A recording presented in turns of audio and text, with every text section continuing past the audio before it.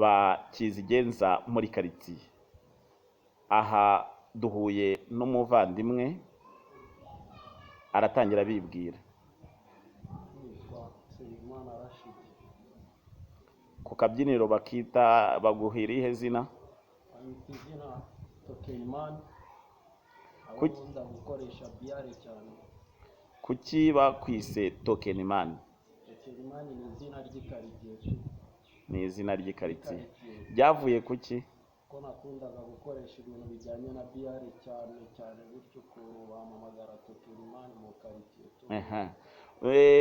Monde Nouveau TV aho yaganiraga na Rashid yagerageje kureba imyambarire Rashid yambaye. Nawe wirebere witonze.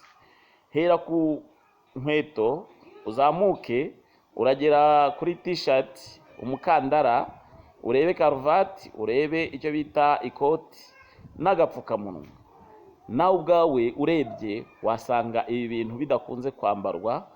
Niyo mpamvu namugize Kizigenza muri karitsiye. Ese yaba irihe karitsiye turimo tuganiriramo? Turimo turaganira mu mudugudu wa Gisa, akagari ka Gisa, abantuye muri Gisa, Mu murenge wa Rugerero. uyu Kizigenza rero Rashid ndagira ngo mubereke. Uyu Kizigenza yakunze kutwereka ko iyi style ye cyangwa se uburyo bwe bw'imyambarire ari uburyo yahisemo kandi bumubereye. Ese Rashid washishikariza abantu kwambara iyi myambarire?